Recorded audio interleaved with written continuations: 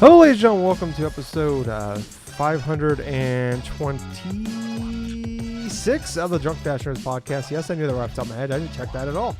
I'm your host, as always. I'm Tyler. And join me, we have the man, the myth, the legend himself, Sir Colonel Gables. What's up, buddy? Oh, yeah, I'm doing pretty good, dude. Just getting finished up with another fun-filled work week. Other than that, man, I've just been, fairly tired during this friggin' part of the week. You know, it's like I've been doing a little bit of video game playing, but nothing too substantial. I was more excited for the Game Awards stuff this past Thursday and stuff, and see how much that was going to go and factor into things for future purchases and whatnot and stuff. But other than that, though, just pretty much the same thing. You know, getting things all wrapped up for the holiday season. Mm-hmm. Making sure this little dog of mine right here is all nice and comfortable, so that way he doesn't have all these fleas crawling on him. Fun fact, I gave him a bath earlier on tonight. I got about 40 fleas off this little sucker. Jesus. I know. We've tried every little thing of flea stuff imaginable for this little guy, and the thing is, I'm going to have to start washing him twice a week. I mean, I got to at least increase the thing, because he had his little hooded sweater on and stuff like that for the week. You know, it's like he's comfortable in that and this and that. Finally took him off of him yesterday, and he's been scratching like hell ever since. And so it's like, okay, time for bath time. And he lets me bathe him and lets me get everything else and stuff. And it's like, hey, it's like all these little things. I'm literally seeing these fleas drop off in real time into the tub. And I'm like, holy crap, dude. It's like, and afterwards, he's all nice. He's all full of energy and stuff. Toweled him off, and finally he wanted to be put to bed. So he's not a rambunctious little spark plug as he generally is. So, yeah, that's pretty much it for him, you know. But nah, man, overall I'm doing pretty good. How about yourself? I'm doing all right, you know. Crazy week. It's that time of year though. It's a holiday, so work's pretty nuts right now. So. Definitely ready for the holidays to be over. I'm in this weird phase right now where I don't know what to do with my hair, because it's it's getting colder out, and I'm usually try to keep it short. You know, I trim it and everything like that. Cut my hair very regularly. Now it's been a few weeks here, and I haven't done anything, and now it's just long and all over the place, and I don't really know what to do with it here. So I don't know. I'm at the point now. Do I grow it and just see what happens? I've never really grown my hair before, so might do that. But I'm not gonna go super long with it. Only psychopaths grow long beards and hair, so definitely not gonna do any of that. But yeah, no, I'm doing okay. Otherwise, just ready for, like I said, just kind of ready for January to get here. Ready, just really honestly, just kind of ready for March to get here, so we could just get past winter. I remember I had my old dog, Gertie. I moved in with a bunch of friends a long time ago, and one of our buddies, he lived right behind us, and he was over all the time, and he'd always bring his dog over, and his dog had, fleas were terrible, and so my dog got fleas and never had fleas before, and she was at that point she was probably 7-8 years old. And she did not handle it well at all. She gnawed all the hair off that she can reach to. Yep. It was bad. I was bathing her every other day, and I got a flea collar for her. I got there's that stuff. There's that stuff actually you can get that's really good. It's kind of pricey. It's I think it's $30 that you can get. You just put it on them once a month. It's this little lotion stuff, and that actually works really, really well. It's pricey, but it works. I can't remember what it's called though. It's something Life. I can't remember what it's called. But just look, if you go pretty much every vet has it. You can just go up there and buy it from them. I recommend that. But I remember it was really bad. And literally she had no hair on her where she can reach at. And then the only, it was so bad that the only way I can for me, I'm really bad with bugs bite the shit on me. So my entire arms and legs were covered in flea bites. And shit, so that we eventually just I eventually moved out. That's how bad it got with the fleas, where it's just dude, you don't even live here. It's and you bring your dog over and you don't really clean her that well. So it's at least you're trying. He just didn't. So I remember that being really, really bad and really shitty. But yeah, like the fleas are not fun to have. So Nah, when hopefully you literally have to go forth and like spray his bedding, spray the floor inside the room, and also spray your bed just to make sure the damn things are not just crawling over into you. yeah, yeah, yeah. Yeah, that's not fun. No, no. So hopefully that works out though. But I'll try to figure out what that stuff is called because I highly recommend because I put it on when I moved out. Uh-huh. The day before I moved out, or like the week before I moved out because I wanted to get him gone before we moved. I put that stuff on her, and we moved out. I never saw another flea. So, Nice. um, yeah. So I recommend that. I'll try. Like I said, I'll try to figure it out. But yeah. Anyways, that's pretty much it going on with me. But it was a pretty crazy week, Gables, with video game stuff going on. Absolutely. We had the Game Awards in not a, there was a lot of news, but basically it all ended up being tied into Game Awards because it's kind of like E3 kind of shit where it's like a lot of rumors, a lot of buzz, stuff like that, and a lot of like stuff like someone tweeted, what does that mean? You got like Ed Boon tweets and like everybody freaks out, kind of stuff like that. Like, oh, Mortal Kombat's gonna happen.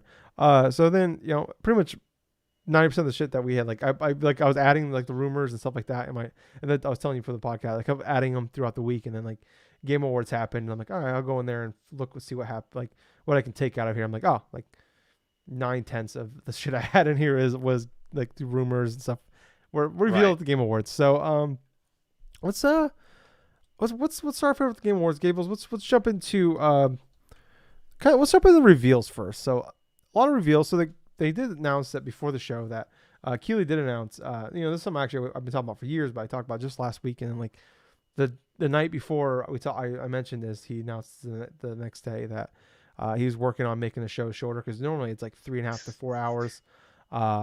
Just always been too long. Plus you have a 30-minute pre-show in there, so he did announce he was going to work on kind of making it shorter and kind of filling in a lot of the dull moments, like kind of like the lulls of the show, as much as possible, which you never can stop him. But man, I thought it just started off. It was kind of crazy, like some of the shit happened, but a lot. So we had a pre-show here, which normally I don't watch, but I got home in time to watch it from work. Yep. So it was a pretty cool announcement out of this one. So start off here, we got Dead Cells Return to Castlevania. Yep. So Dead Cells came out 2018. It was a lot of people loved it. It was like a Metroidvania style roguelike game. A lot of people, like I said, really, really liked it, reviewed really, really well. And they announced that in early 2023, there is going to be a Return to Castlevania style, but like in Dead Cells. So we didn't see any gameplay or anything like that, but like No, it was just a teaser trailer. Yeah, a little teaser, but it's supposed to. I mean, it sounds like it's coming fairly soon, but it's gonna be. Looks like it's gonna take place in the castle, and we saw what Simon and No, we saw like Alucard and Richter Belmont, so both of those, okay. As well as Dracula, of course. And if Yeah. it's going to be go through, it's inside like Castlevania itself. That means like just Dracula's castle and stuff. So who knows what type of like stuff is going to be hidden inside there. I mean, for coming from someone who hasn't never played Dead Cells and all of a sudden like just went through and sees that announcement, I'm like, okay, I guess it's now the time to get into Dead Cells. Yeah. Yeah. When I saw that, I'm like, oh my god, the Cables is gonna flip when he sees this. So. Oh, you're not wrong though, because it's like the first thing I see Dead Cells, and all of a sudden I'm like, I just see Alucard and Richter. I'm like, what, Yeah. what the fuck? When I was seeing this, because like I didn't know that was a Dead Cells guy. I don't really know much about Dead Cells other than like that was the guy that got fired from IGN for plagiarizing. That's like the only thing I know about IGN. Philip Mewson and stuff Philip like that. Mewson, And his yeah. all stealing of the cover thing up from like a Boomstick Gaming, I think it was. Yeah. So that's the only thing I know of really Dead Cells. But I thought it was like what's that that Ubisoft Brawlhalla. I thought it was a Brawlhalla thing. Like they were announcing them coming to Brawlhah. I'm like, oh, okay, whatever. And then I'm like, oh shit, okay. And then I see Dead Cell. I'm like, all right, cool. Gable's gonna flip out.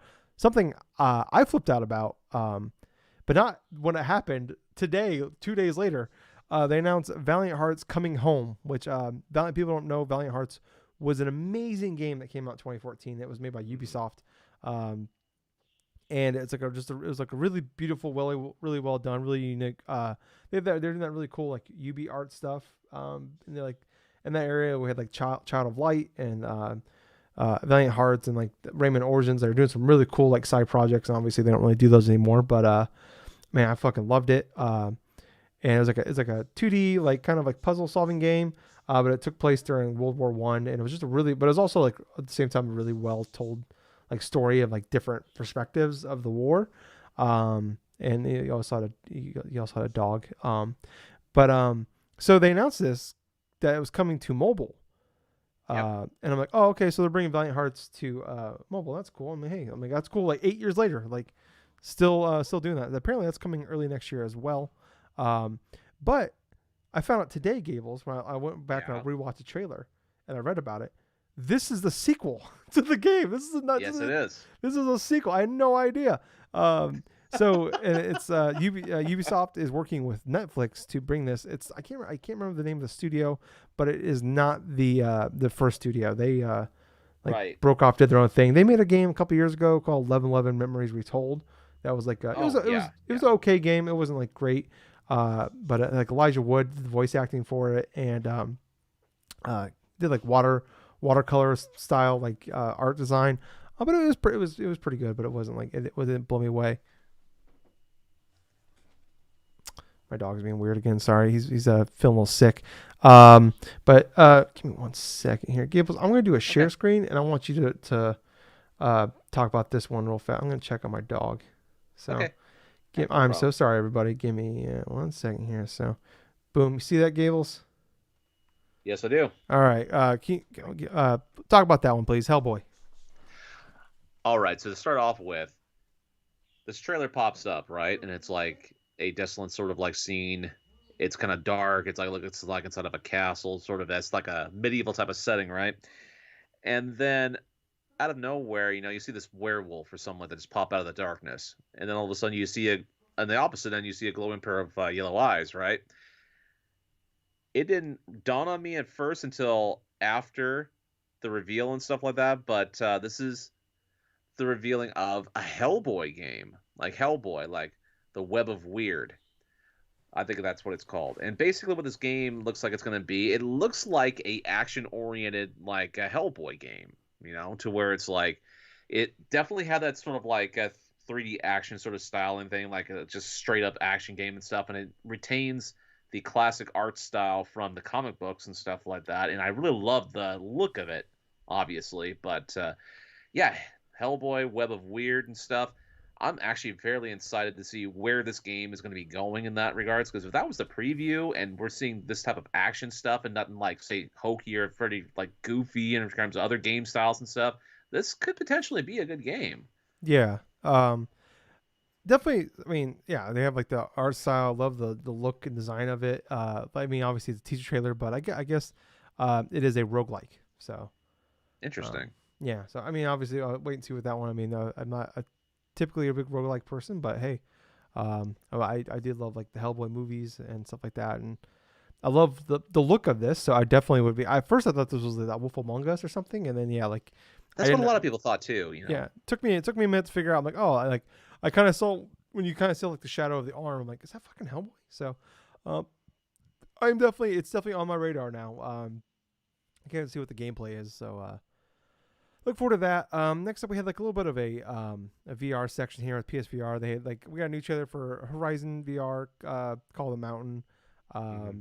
We also had another thing called Post Trauma, that is kind of like yeah, it's kind of I guess like a Silent Hill style game, but like it's like it looks like you're almost like a security guard, but like it's a wide boy, so that's cool. Hey, we don't see a lot of fat protagonists, so Not really. that's kind of cool to see. But yeah, I don't know. It was kind of just like not a lot of gameplay. It was just a lot more of like it's like it's gonna be dark. It's gonna be kind of scary. It's Silent Hillish. I don't know. It's definitely one of those things like these things are like there's a million of these, so it's kind of like roguelikes. There's a million of them, so it's just like it's like Metroidvanias, roguelikes, Silent Hill style games. In the indie space, there's a ton of them. So I mean, it's definitely a thing. Like you definitely Just kind of take your helps. pick. Yeah, I mean, obviously this being on Game Awards gives it a leg up to get more views. So I mean, I don't know if we see it again. I'm interested. Next up we had viewfinder that is like that it's like that what's that subliminal I think the game was called, where it's like where you move things around to like you move pictures around to like solve puzzles, then you can walk through them. Yes, that puzzle game. It kind of Yeah, looked like similar to that in terms of its style of yeah, puzzle solving. yeah. So I mean, that's like those are not my games, but there's definitely a big audience. I saw people that are actually like really excited for that game. So hey, like cool, more people for that. Next up here we have Scars Above. This is like a third person shooter game. Um, whenever we've seen it before. I can't remember where we saw that. I think it might have been at Summer Game Fest actually. Um, it just kind of gives me like Returnal vibes. Oh, Which I can hey, see that. I kind of when I played Returnal, I liked playing the game. I just like I said, I don't like roguelikes, stuff like that. But I don't know, like if like Returnal is a game I definitely would fuck with, but if they took out the roguelike part of it, um, so I don't know, I mean like if this isn't a roguelike, it's definitely on my radar of a game that could be fun to play. I mean, who knows if it's like the gameplay's gonna be as tight as that, but I don't know if that tickles your fancy at all, Gills. It didn't really like impress me all too much in terms of its reveal and stuff, but I could see what inspiration's behind it. But at the same point, it really didn't seem anything that really latched me onto it. Yeah. Next up here we had a Relic Hunters Legend. Gables, I'm not gonna lie to you. I don't know this game at all. It's a four-person multiplayer arena style game. Yeah, you know what? I just wasn't really too impressed with it either. I don't remember anything about. I mean, that's the problem with some of these. Like sometimes you get so much. Like I went back and I try to like watch most of these trailers. Like because yeah, like there's so much shit thrown at you, especially like they do like back to back to back. Like you totally forget, um, or like you're still like you haven't recovered from the last thing they showed, and they immediately go to the next thing. So, um, Dude, don't feel bad, man. I watched that conference like since this past Thursday and stuff like that a couple of times from a couple different perspectives, a couple different people and stuff. I didn't even remember half of these fucking yeah. games. Well, some of the things like I remember like them being shown, but I'm like I don't remember anything of it because like we'll get to it, but like they immediately followed Hades 2 up with Judas. So I'm like, holy shit. So I'm like, I don't even, I haven't recovered from Hades yet. And we're moving on to fucking the follow up to Bioshock here. Okay. Um, Next up here, they announced the hide and seek game for coming to Among Us, which is coming actually out now on December. It came out yesterday on the 9th. Yeah, are Uh, you sure it's like an actual game or just like it's a just mode it's in just a terms mode of inside the game. Um, right? but oh no, actually it's technically a new mode and yeah, it's a new mode, not a new game. Yeah, so it's just add on. I guess like there's been like mods of this already, and people have already kind of done this in the game already. So now they're just kind of officially making it a new mode in the game. So Yeah, that uh, sounds nice. yeah, I mean, so I am kind of excited to try a little bit more of Among Us and stuff like with a hide and seek mechanic. I mean, that sounds pretty fun. yeah, yeah. I mean, we both got it, so yeah, maybe we'll check it out. I think it's on Game Pass as well. So, or at least it was. After Us, this game definitely stuck with me. It's like it gave me flower vibes. Well, yeah, that game company. I don't Yeah, know if it. I'm not too sure if it's the one that actually got through. I think it's like another game, but it definitely kind of let the vibes to like a Journey as yeah, type yeah. of It's game. it's it's not made by that game company that made like Journey, yeah, and Flower, but like it definitely looked like Flower. It kind of gave me like you're like a girl that's kind of like floating along and like there's like flowers are blooming as you're going. There's like a ghost dog, which is adorable. Um, but yeah, I don't know, like I just love the vibe of it, and like I love Flower Mm. back in the day. I love Journey, and we like I know like that game company they made that game called like it's called Sky, but it's like a free to play melody game. I'm not really sure. It just came to it finally came to it's been on Switch forever, but it finally came. It was like it was on mobile for a long time, and then it finally came to Switch Right. like last year, and now it's on like PlayStation and Xbox. But it's free to play. I've not checked it out, but I don't know. But yeah, this looks like the closest thing we've had in a long time to like a flower style game. So I'm definitely this will be a game that I want to check out when it comes out. Replaced, we got a new trailer for that. That game just continues to look fucking incredible. This was revealed a few years ago at like an Xbox press conference, and then they announced last year at E3 that it was coming to Game Pass. It was coming out in 2022, and then they were supposed to have a trailer at Summer Game Fest in June, but unfortunately, this company is based out of Ukraine, so they all had to leave the country, and so they can obviously take care of themselves. So that game was supposed to come out this year, but unfortunately, it's not coming out. And no date yet, but still planning to come to like Game Pass and PC and stuff. So, but that game continues to look absolutely incredible. So, I don't know if you have anything you want to add on that one, Gables. For replaced, I mean, it still looks decent. It still looks pretty good and stuff like that, though. I'm waiting until it eventually does release so I can like try it out. It Yes. just seems interesting. Yeah. Um, yeah. Hopefully it's more. It's not just all style. So hopefully there's some substance there. Next up here we had Street Fighter 6. The release date did Sony PlayStation actually leaked the release date on their store page Yeah, they the day did. before. It's coming June 2nd. Showed off some more characters, but the characters have already all been leaked a long time ago. But yeah, no, I mean, Gables, you are the fighting game guy. How you feeling about Street Fighter 6 and June 2nd being the date? Okay, for one, that date, that's fine by me. As in regards to like a whole bunch of the different types of experiences from when Street Fighter V launched and the state that I was in, I'm I am happy that it's going to be releasing inside of the month of June because from there on and stuff collected from all sorts of testing in terms of the beta and everything else from that and stuff, it just means the launch of it's going to be better than what initially was with Street Fighter V, which that makes me entirely happy in that regards. Inside the gameplay trailer itself, we saw 4 characters, one of them a returning character and 3 of them brand new.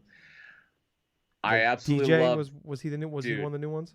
Yeah, well, no. DJ's been around for a Hmm. hell of a long time since I would want to say Street Fighter to the new challengers on Super Nintendo Okay. and Genesis alike. But I absolutely love the design of DJ. I absolutely love like his stage is pretty much like just surrounded like this whole like this Jamaican like music like kind of like a rock little festival or something like that, and like all the beats and all this other stuff. And he retains a lot of his classic moves in regards to like his charging up attacks. Like he has this sort of like a bullet upper type of like thing to where it's like if you hold down on the D-pad and then up, he'll actually just go forth and like hit the person and stuff like that with these like specific types of like rapid punch successions and stuff like that going through. But I loved the way that they structure DJ in that regards, but I definitely love a lot of the new characters that were introduced here. Like Marissa, she's more like a gladiator in terms of that. I mean, she literally has a helmet, right? And when she takes it off, her hair is like literally molded like to the thing of her helmet. Hmm. And she looks like more or less like those strong style type of fighters and stuff, to where you could go do a couple of different types of combos, and then like you could just juggle and just time things correctly and stuff. The dancer, that dancer like from France or something like that, she looks pretty cool. A lot of her fights, a lot of her movements and stuff is basically like based upon specific type of dances and stuff, like maybe ballerina or in terms of whatever though. But she looks more graceful in terms of like the style of like character that she is in that regards. And then we finally got a chance to look at like the villain character's entire thing is also like a psycho power sort of like user or something like that in JP.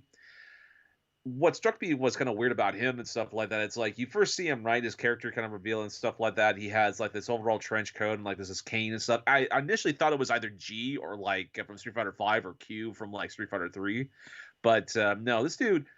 What we know about him now in terms of like the trailer is like one, he's got psycho power akin to like say Bison and stuff from the other games and stuff. But two, it's like the way his movements go through and how seamless. Although he uses a psycho power in terms of like how he just manipulates his opponents and this and that, on top of the super that you saw like towards the end of the trailer, it looked fairly fantastic in my honest opinion.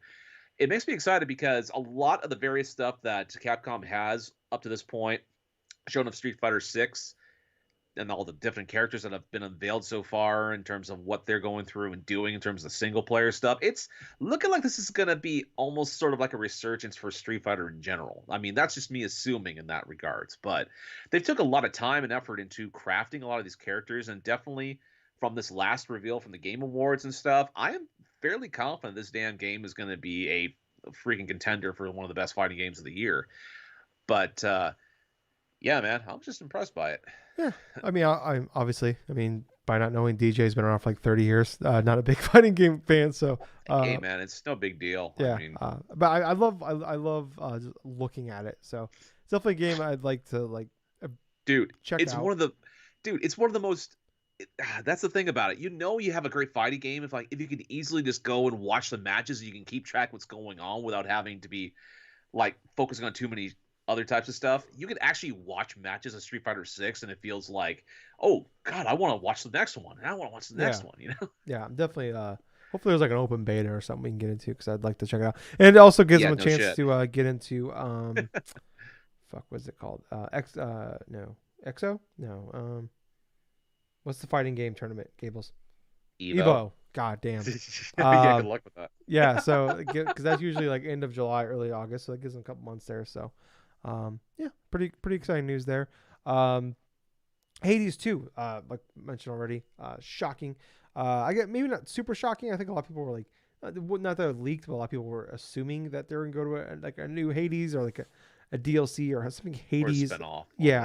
whatever. So we're getting a Hades 2. This one you play it looks like the sister.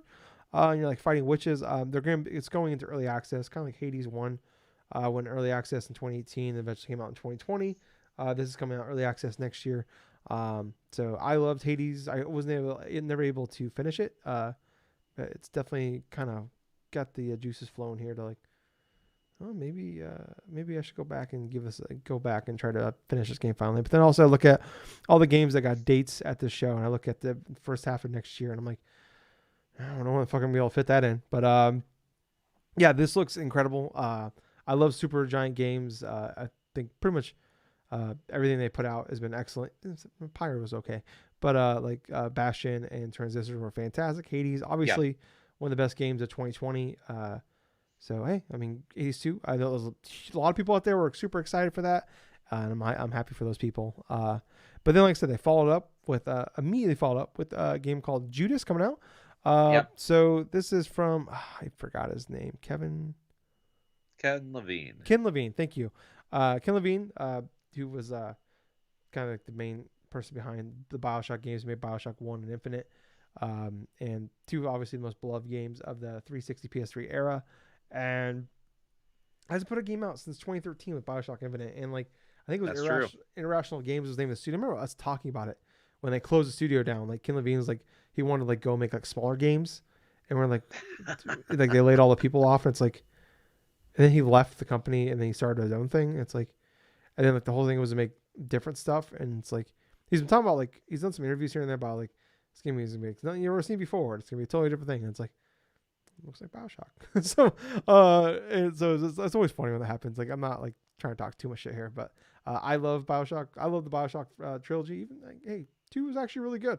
Um, but yeah, it looks like BioShock, and that honestly, that's kind of really what I want. So we've had games that had the art style, but haven't matched like the storytelling and the characters and the world that they've been able to do with BioShock. So Right.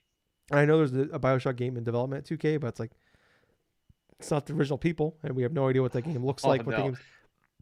what the game's gonna be. It's like you could try to copy the formula, but I mean, it's not that easy. So hopefully they can do it, because I would love it if BioShock was relevant again in the 2020s. But yeah, from what we've seen, it's not a lot.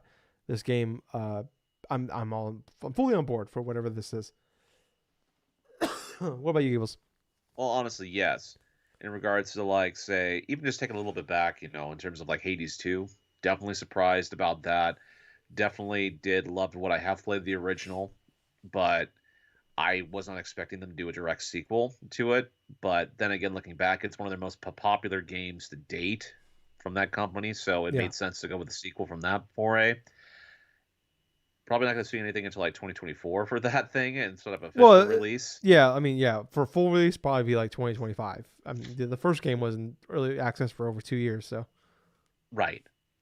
But in terms of Judas and stuff, God, this is the closest to Bioshock and stuff that Bioshock could get in that regards. But that's not a bad thing. A lot of what I saw from that trailer, there was a lot of intrigue. There's a lot of interesting ideas, a lot of interesting things going on the screen. You had little tidbits of like actual gameplay that was hidden inside there in terms of that, and it definitely seemed more akin to his original work in Bioshock. So it's like nothing much to argue about that one. I mean, hell, I like the game announcement.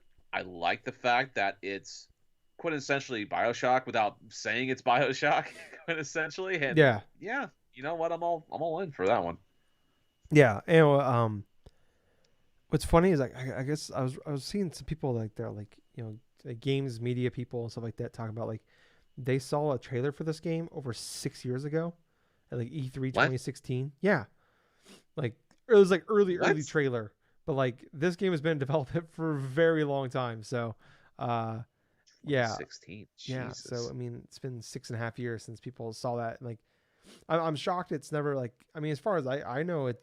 I haven't seen leaks about it. We haven't really heard too much about what he's doing. No, that's So akin to that's like a testament in itself that a game has been in development for that long and nobody even caught wind yeah. of it. Well, and like the fact that like they showed this trailer to people, it didn't leak. So uh, it's 6.5 years. So like the only thing we really had is like Ken Levine talking about it. So um, yeah, pretty. It's pretty incredible nowadays. Next up, another thing pretty incredible here. Bayonetta Origins, Syriza and the Lost Demon. That's coming. What is it? Sometime in March. I can't remember the date. But yeah. I don't. March 17th, I think it I is. think it was March 17th. Unfortunately, this person did not put the date down. Let me.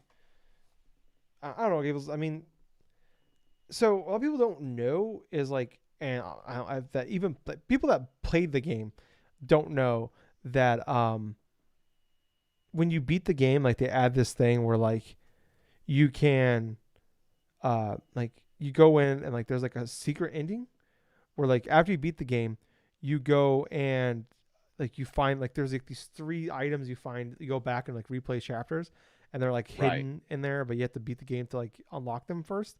And like I beat the game and like I didn't even like know they like did that.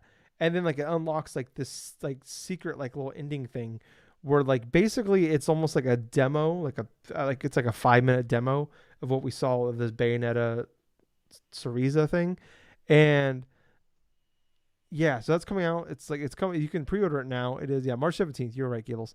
Um, I don't know what the price is and all that. How long this is going to be? I don't even know. Like, Let's it's like see. In terms of the pricing, it's actually going to be a full-on $60 what? title from Huh? what I've been hearing. Oh.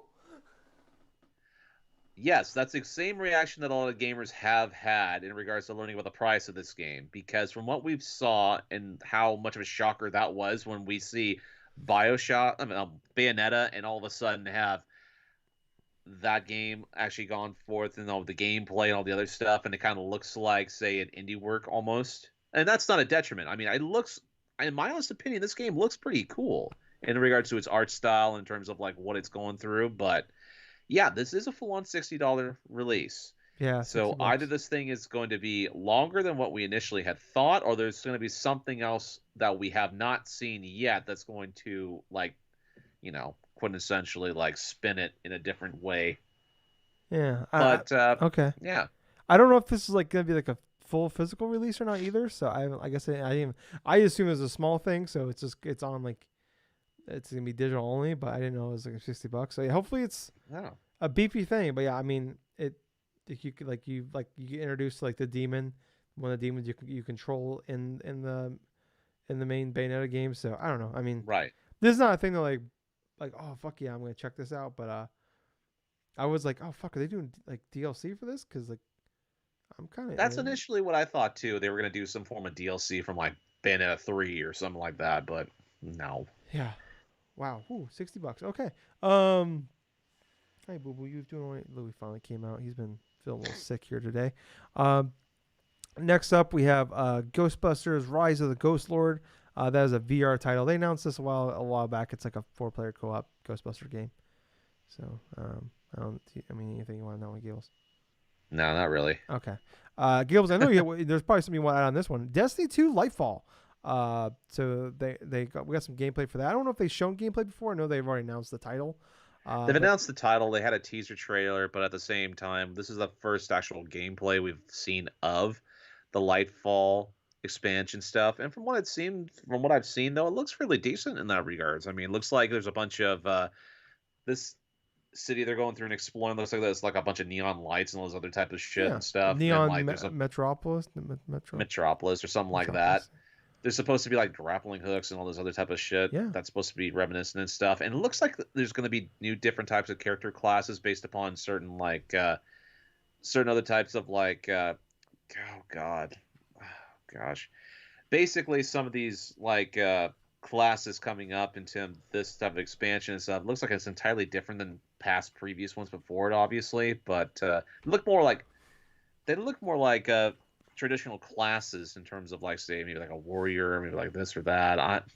But from what I initially have seen from it, it seems all right. It doesn't seem Yeah. like half bad. Doesn't seem like anything that's like lacking in terms of that. Plus, I'm more interested in seeing how the story progresses based upon what you completed for like the expansion stuff for Witch Queen and stuff Yeah. like that. Because the end of the expansion from Witch Queen leading up, it's like there's introduces you like the source of like a higher power that's responsible for influencing like a race of beings and stuff like that to go completely like crazy and all this and stuff that you've been fighting ever since Destiny 1. And then all of a sudden it's like you have like one being that's responsible, basically almost like a complete god is what they're trying to say is what this person is, and has sort of like manipulation over like different other type of races and other types of events and stuff that led up to going through with Lightfall. Yeah. Um, I enjoyed looking at it. It looks like a lot faster than the main game. From what, at least Yeah. from like, I haven't played. I only played the first the first expansion of that, so I'm not, like way behind it. I've never been, obviously I'm not big on the lore of it, but my one big gripe here, Gables, it takes place on Neptune. Neptune is a gas giant. Yeah. Yeah, I know. I know. There is no like there's no nothing to like land on. It's literally a planet of gas. It's a ball of gas, people, and we would be crushed well before we get to like anything that possibly we could stand on. It doesn't make any fucking sense. Um, But then again, it's like it's video games, so maybe some of our I talk want should not logic in make a my lot of video games, sense. Gables. What the fuck's going on with the egg in the sky? Uh, The egg in the sky. anyways, um, get your shit right, people. Come on now. Suicide Squad Killer Justice League here. No. So we didn't get any gameplay of this. We got we got some more like another cutscene here, and we see Batman. We get the voice. It's Kevin Conroy is going to be back. It is his last time ever, sadly, playing the voice of Batman. I really love the way the trailer was done. It was really well made of like Yes. him jumping down, and obviously he's like evil in this one, or well, he's being taken over. Um, but I love the fact that we have Kevin here back for it. They also did announce it wasn't part of the trailer, but Jeff Keighley did announce afterwards it's coming out May 26th. But I just love the whole thank you Kevin. This is the last time Kevin will ever play Batman, which is kind of Yeah, no shit. which I think a lot of people I've seen a lot of people really excited that huge Batman fans, obviously crushing for a lot of people when sadly he passed away from cancer earlier this year. Yeah. But I mean, it's definitely cool. We're getting one more of it, but also I think it adds a lot more pressure, I think, to the studio to do right by this game because Absolutely, boy, would because it you're gonna have suck a if this lot of game comes out. eyes. Yeah, If you thought they had a lot of eyes before, it's like now people are gonna have this under a microscope because of the fact that this is Kevin Conroy's last performance as the yeah. Batman.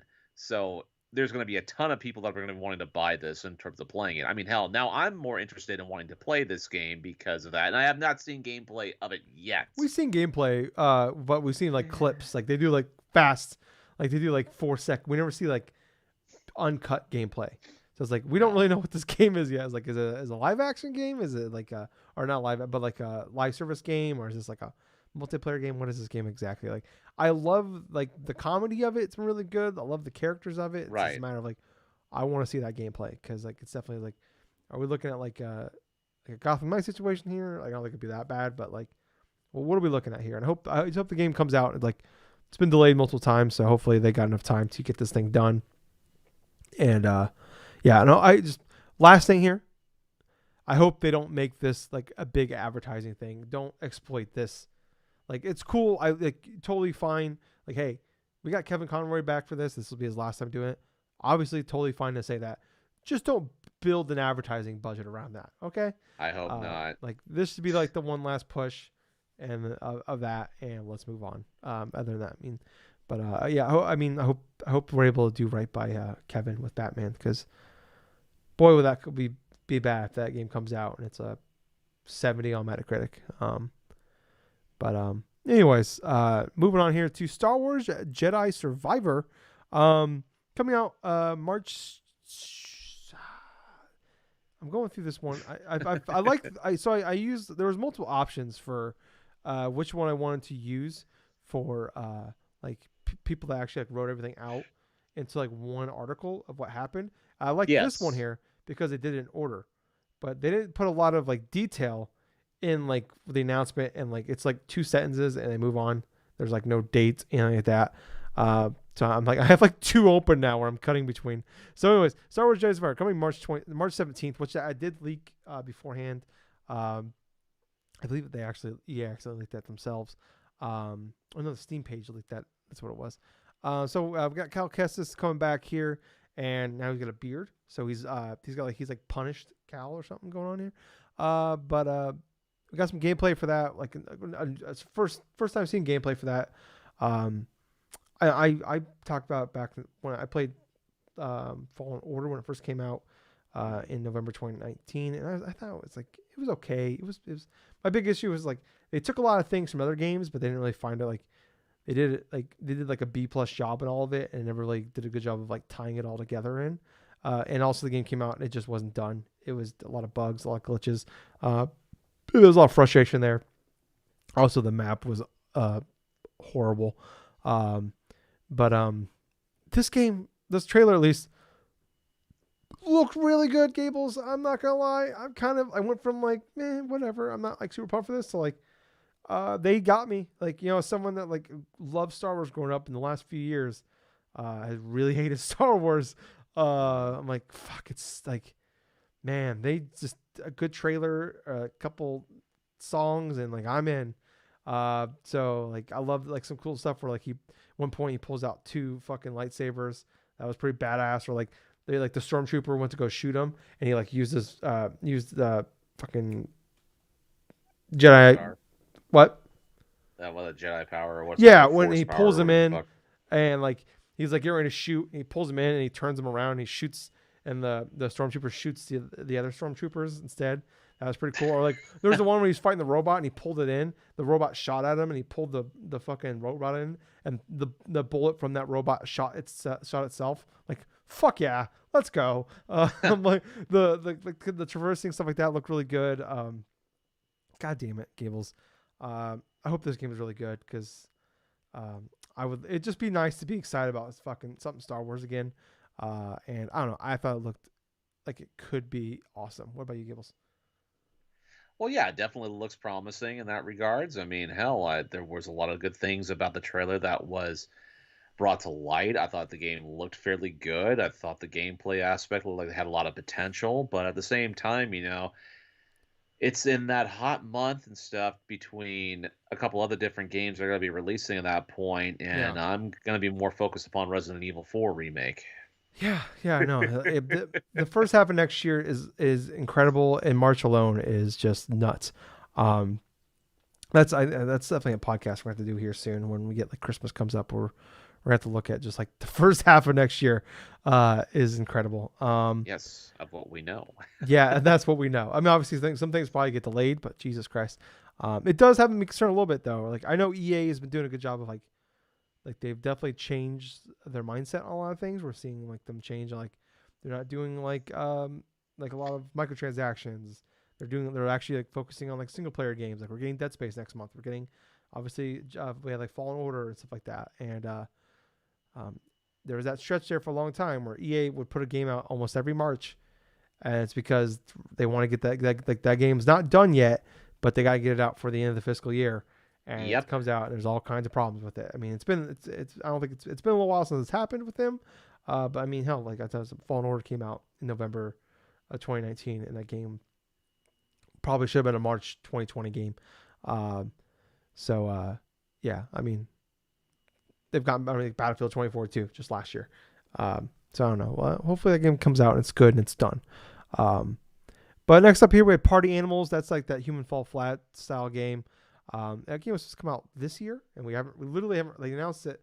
It's coming to Game Pass. They announced it was at E3 for Microsoft last year, and they announced it for this year, and we literally haven't seen or heard a thing from that game until Game Awards this Thursday, and apparently it's coming out next year, and we no date or anything like that. So I don't know. It looks like literally just Human Falls Flat, but you play as animals. What about you, Gibbs? I'm not really too interested inside of like the party animal sort of like aesthetics from what I saw. I thought it was kind of passable, really at best. It would be cool though. I hope it has like online play. Yeah. I mean this is like definitely like this is a perfect. It's coming to Game Pass. This is a perfect Game Pass game. Uh, like yeah, like definitely like if we can get because like it's up to 8 players, so if like this would be a fun ass game to play if we can get like a talk ship gamer night together with this. Like I Yeah, could that's probably the only way we can actually play that game is like we had like a bunch of other people playing with us. yeah definitely would end some friendships with that game. Next up though we had Earthblade, which is the next game from Extremely Okay Games, what they call. They used to be called Matt Makes Games. They made like Towerfall and Mm. Celeste being the big one. Um, and showed it off here. It kind of looks like, I mean, it's kind of got this Celeste look and like the platforming of it. But, oh, Jesus Christ. OBS is being weird here. Sorry, people. Um, but, I don't know, Gables. It's like a Metroidvania, like, but with like some Celeste platforming. It looks pretty good. I love Celeste. What was your thoughts on seeing this one? I'm very much. I am actually exceedingly excited to see where this game is going to be going here because they brought up a good premise. I do trust the developer, considering that it was one of my games of the year, Celeste, back when it came out. Yep. So, yes, I want to play this game when it eventually does release. Although there was not really any type of tentative date, it's just for them just developing it right now. Yeah. Yeah. So, hopefully, yeah. Um, yeah, like Towerfall, I thought was a very good game. But it was like, man, if that game had like online multiplayer, would have been fucking amazing. Um, Mm. so let's hope this game comes out. And I mean, it's gonna be 2024. So I don't know. But I am hopeful for this game. Because I would love to play another game from them because they make pretty great games, Gables. But next up Yes. here, a guy that used to make pretty good games, Kojima. Oh my gosh, dude. Oh, I was thinking of you all the way as soon as I saw this Hideo Kojima game things. All of a sudden, it's Death Stranding 2. I was like, oh, here we go. Yeah. Yeah. Uh, when you that's enough, Lou. Yeah, I don't know, man. I don't know. What about you? I'll be perfectly honest with you, man. I mean, it's typical Hideo Kojima, you know? It's like you got a trailer right here. You don't know what the hell's happening throughout most, if not all of it, and stuff like that. Then like Yeah. there's like a big tree, like teaser or something like that at the end. Somehow, like Norman Reedus pops up and he's incredibly older in that regards from And like his the end of fetus is events no of longer a fetus. yeah, it's no longer a fetus. It looks like an actual, like a full-on child, which ends up like doing this and all that. It's just a lot of stuff hidden and to be re-examined by other different types of YouTubers and all this other stuff. Which, bear in mind, you know, that's fine and all that stuff. I'm more interested in seeing how this gameplay will be and if it's going to be radically different from the original. Yeah. Yeah. Because what keeps me from wanting to play the original and stuff like that, I mean, granted, from the hour, what was it, an hour and a half I did play of the original Death Stranding and stuff. I mean, it was fairly interesting in certain aspects of it, but at the same time, you know, it's like I got bored of it rather quickly. I mean, it's just something that I thought was just a little bit too vague, and I'm really just tempted just to watch the story on YouTube. That's it Yeah. for the original. Yeah. So I'm more interested in seeing how Hideo Kojima is going to address some bit of the critiques that I received through the last game, and see what's going to go forth and for Death Stranding 2. Yeah. My one hope is like this game is radically different from the first game. Well, yeah, that could be Hope That's definitely possible. it's like, man, you made one of the greatest stealth games ever in Metal Gear Solid 5. It's like, man, I hope like you build upon, like, please do that. I mean, we did see that because like we talked about that tweet he did, and he had like 3 different images, and people didn't know what it meant. And then like kind of later on, people were talking about, it was like kind of the big thing that was coming up was like maybe that means 3 different games, and like now we know for a fact that those images mean 3 different games. So Interesting. one of those obviously is Death Stranding 2. The other one is the Overdose game we talked about. That's the video Yeah. leaked a little while back that we watched on here. And we don't know what the third game. So like, is that Overdose game? Is that the Microsoft game, or is that like, because we know he's making we've heard before he was making a game for Microsoft, and he was making a smaller game. So it's like, Interesting. so is Overdose a smaller game, or is Overdose the Microsoft game? And is there another game that's just, who fucking knows? I hope that the training is, because man, when I play that game, I love the art. I love the direction of it. I love like I mean when I say direction, I mean like the director, like the style, the way it's shot. It's like it is fucking Yes. Kojima, and as a Kojima fanboy growing up, and he's been my favorite video game creator ever. Man, I hope like I just want to like this game so fucking bad. But Gables, before we move on, I want to ask. We're going kind of long. Do we want to do like after we get done with the Game Awards stuff? Do a shorter, like mini episode that we'll post later in the week. We can talk about what we've been playing, some other news after this. Yeah, that Okay. sounds fine. Okay. Because I actually have something really important to talk about Okay. on that we don't really I don't want I just don't want to make this like a 2.5 hour long episode. Uh, Okay. so next up here, Immortals of Avium. This is like it's an EA original game. I don't. It's a single player magic shooter. Like I remember seeing the game, and I just don't remember but I don't like I remember the trailer. I just don't like nothing stood out to me about this one. I Immortals of Avium. Yeah. Honestly, I don't remember too much of it, so it didn't really leave much of an impact on me yeah either. yeah it's a EA original game. Oh, a couple of things that that are not on here, but like that were announced that Last of Us Part 1 is coming to PC on March 3rd, and Okay. Returnals it was announced for PC, but I don't believe it got a date yet. But other than 2023, so Yeah, um, about damn time.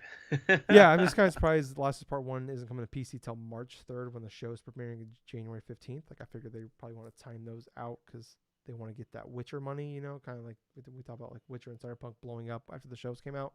So I don't know, but whatever. Um, Tekken 8, we got some gameplay for that one for the first time. Oh boy. No date or anything like that. So I'm a lot of people are thinking this game is probably a 2024 game, but I mean, what was your it, thoughts on Tekken 8, Gables? it looked fantastic. I mean, I'll be perfectly honest with you. I mean, definitely this is going to be like a 2024 game because for one, they want their own type of individual space from Street Fighter 6, which is completely understandable in that regards. But it could also, but also in terms of like the gameplay of itself, it's pretty much continuation from like how Tekken 7 ended and stuff like that in terms of its story, in terms of like everything else. Whereas like one of the main bad guys like Kazuya or something like that kills Hachi and stuff that stuff, and then, like as a result, he's just going roughshod and stuff. And now you have like Jid and Kazama and stuff like that. The dude that you see in the trailer right here looks like he's getting some like help from like a reoccurring like character in the Tekken series and stuff, like June, her name is, and stuff, which is basically his mom, and like Mm-hmm. this solid type of stuff.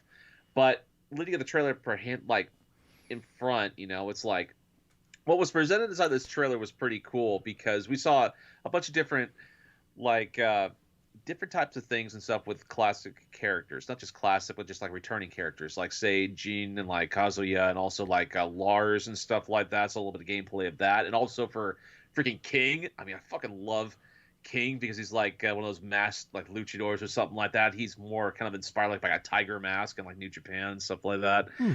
But and the reveal of the new version of Jack, which every Tekken has like, it seems like every mainline edition of Tekken has their own version of Jack. So, for example, like in Tekken 2, you have Jack 2, and then Tekken 3 had Jack 3, and so on and so forth. So we got to check to see a Jack 8, and it looks so crazy because he literally has this big, like, freaking sword or something that's like freaking plasma sword or some shit that's going to be comboed in terms of other stuff. But the main takeaway I got from the gameplay of Tekken 8 was this looks fast and aggressive. Absolutely fast and aggressive because you could actually see characters go forward and just full on run at each other and stuff, Huh. as opposed to how you could just have to click back on the D-pad or something like that, or on the analog stick or something a couple different times. It'll just jump forward or jump back or something like that, give or take what directions you're going for. But yeah, I came out fairly impressed with the gameplay I did see for Tekken 8, and quite honestly, it's like if it comes out in 2024 at earliest, maybe like a February or a March or something of 2024, I mean, that wouldn't surprise me at all. This is the type of game I want them to get right. I want them to have that initial foray of like an open beta portion or something like that, so that way people can go forth and try out the freaking online connection and stuff. Yeah. Hopefully this thing has rollback netcode, so more people are going to go forth and enjoy it without there being too much online issue, because that was one of the main issues for Tekken 7. I mean, hell, my time with Tekken 7 to try to play that game online, there was various lag issues and all this other shit. This game looks better than Tekken has ever looked before in terms of like its old graphical fidelity, and they're not really reusing assets from like God from all the way like like the PS3 era in terms of Yeah. like some of their character designs, and which was very apparent when it came to Tekken 7. I mean, hell, as good as those characters look in Tekken 7, you look at Tekken 8, and it looks like an actual like a next generation Tekken game in some regards, you know.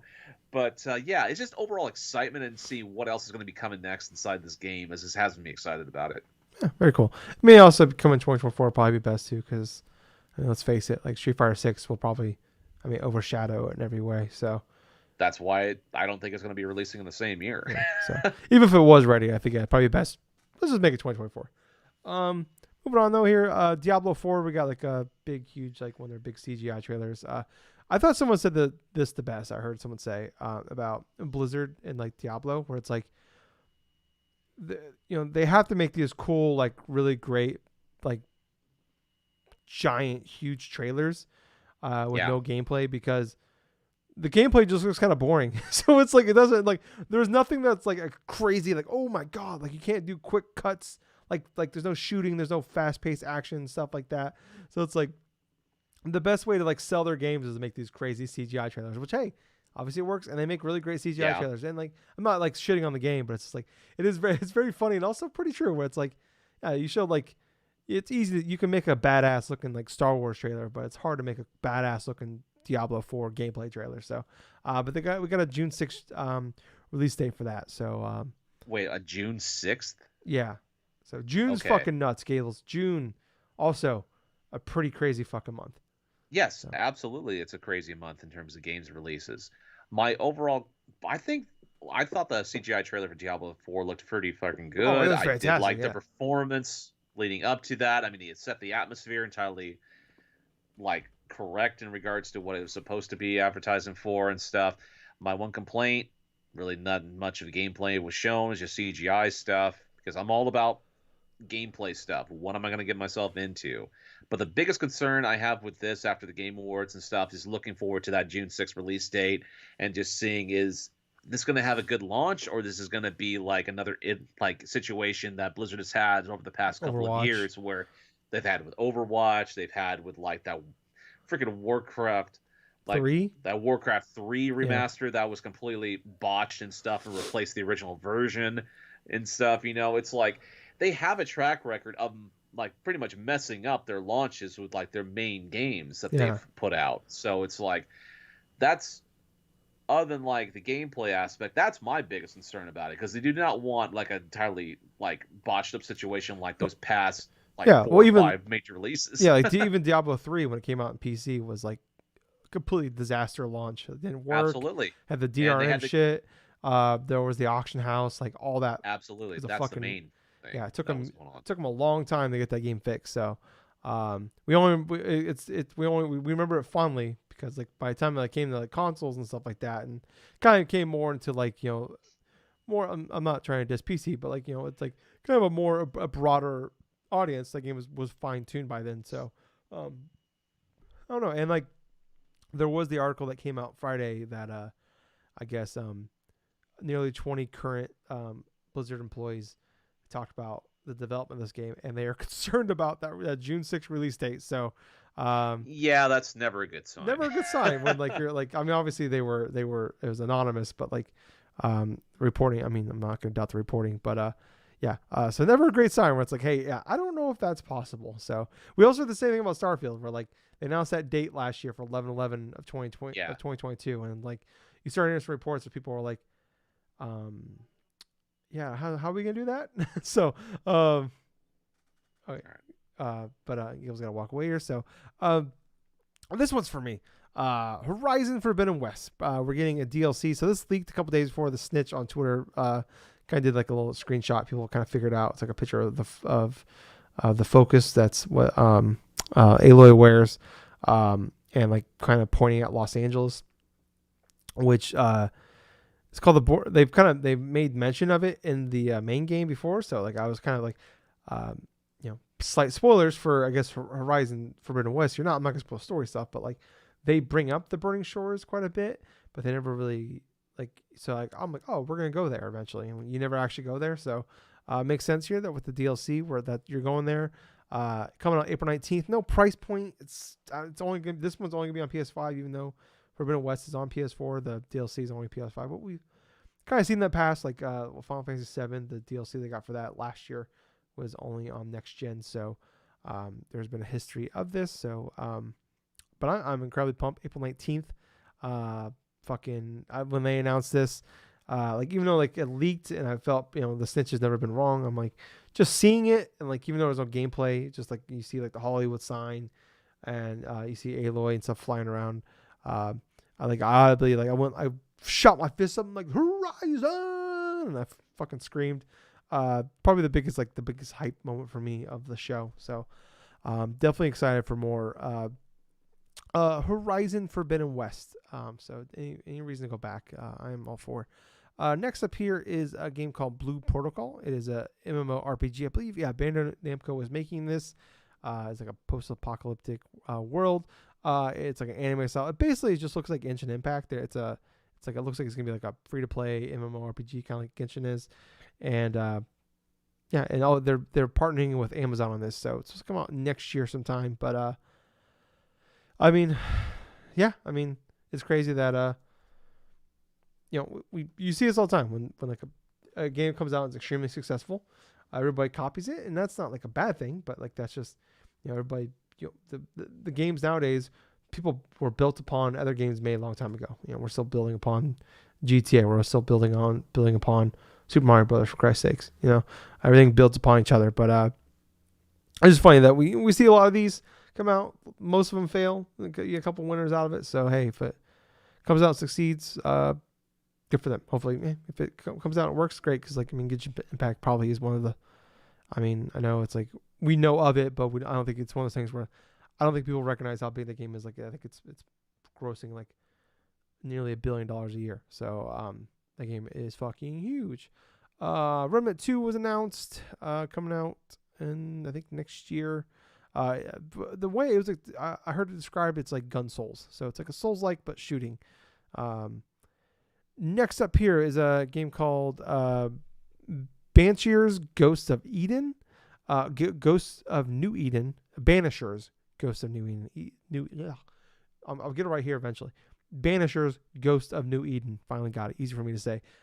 This is actually made by the DrunkNerds team, which I have a soft spot for because they are the creators of the Life is Strange franchise. They made Life is Strange 1 and Life is Strange 2, and then like the Captain Spirit little DLC thing we got.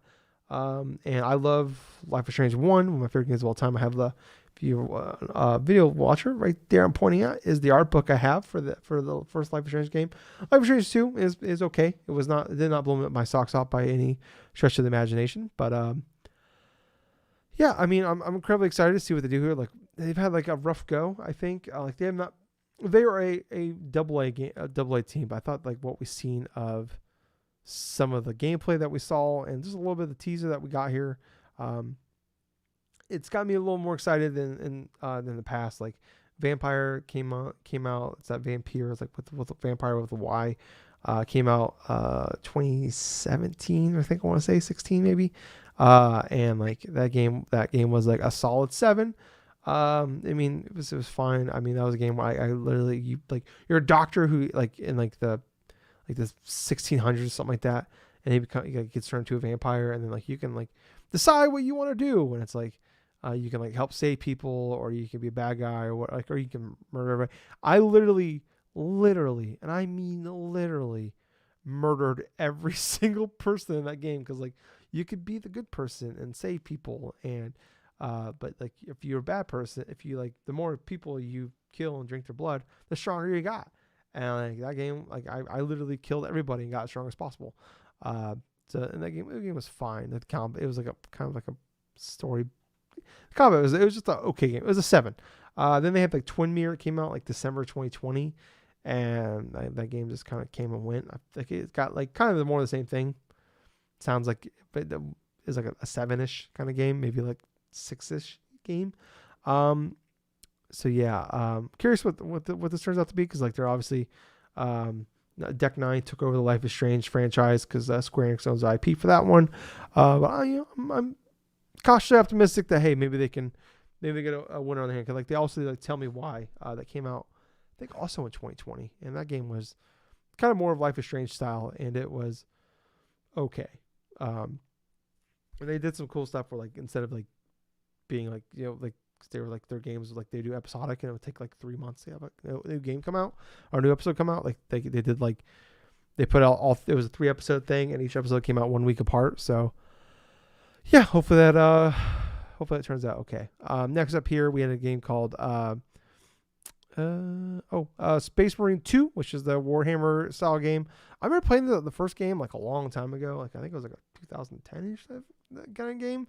I remember like I rented it from a GameFly or something. It was fine. It's basically just like when it came out, it was like a Gears of War knockoff, and this looks like it's just more of the same. So hey, like, but I know people really like that game. A lot of people like Warhammer, so I'm not here to yuck your muck.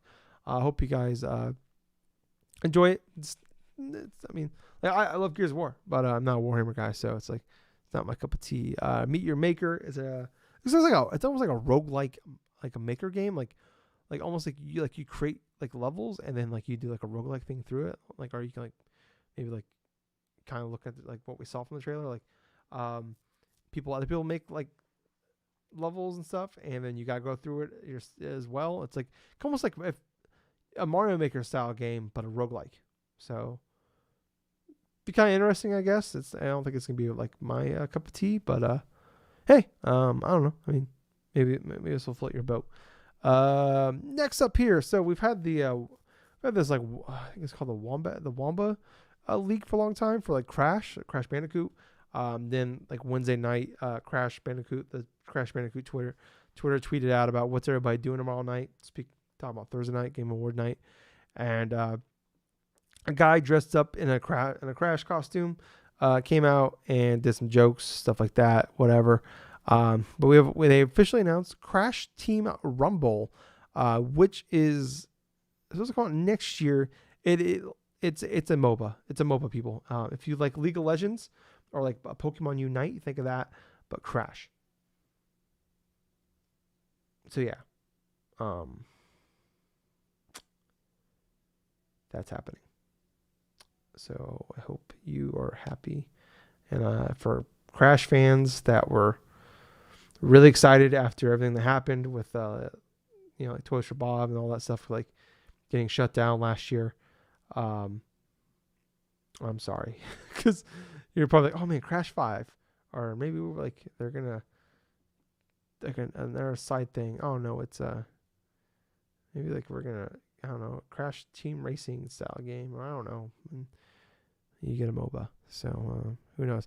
I wonder if they're gonna charge for this, because like all the other MOBAs that are like any bit of successful are free to play. So let's see how that works out for people. Yeah, but Gables is back. What's up, buddy?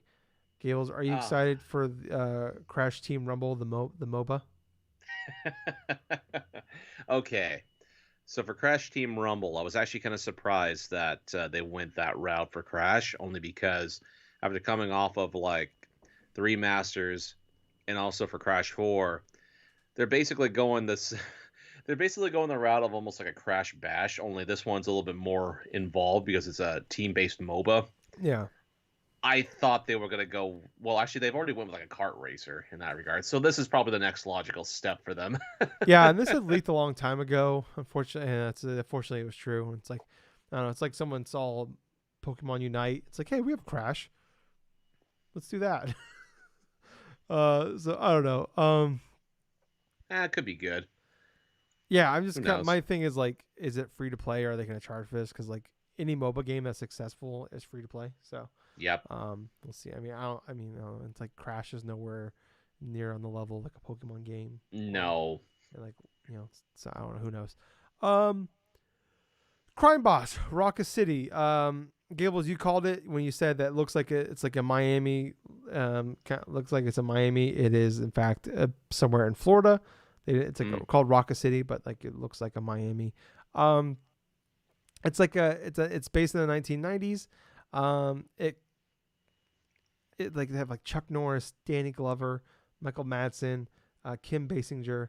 Um, I know there was like Vanilla Ice, bunch of people Hmm. in it. We didn't really see any gameplay so much. We seen like little like No. short little like quick flashes. Um, and like I've seen like multiple different reports like this is like a team based shooter, and also I've seen it's a heist game, like kind of like a Payday. Okay. So I don't. I don't know what to think of it. Yeah.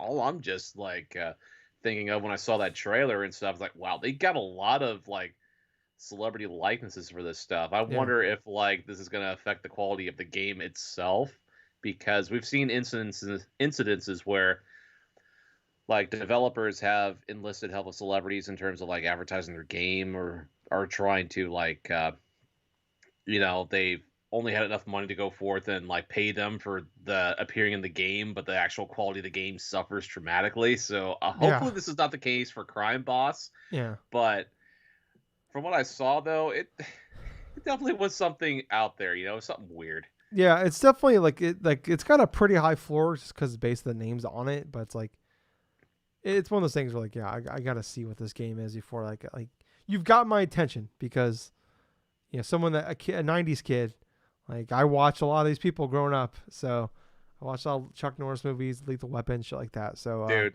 the biggest surprise is seeing Danny Glover. I'm like, fucking yeah, Danny Glover? his Really? character's name is Glove. So Yeah. yeah, I don't know. We'll have to wait and see. Next up here, Cyberpunk Phantom Liberty got that. They were announced that that's like the paid DLC that's coming out next year. But the thing we didn't know was Idris Alba is actually going to be in it. So Huh. I did not really care for Cyberpunk. I went back to it earlier this year after they did like the big like huge patch and like did like the next gen patch. It's like my Yep, internet. yep. Sorry about that. Sorry about that, everybody. My internet went haywire. Looks like for a second there. So for everybody watching and listening, I apologize for that.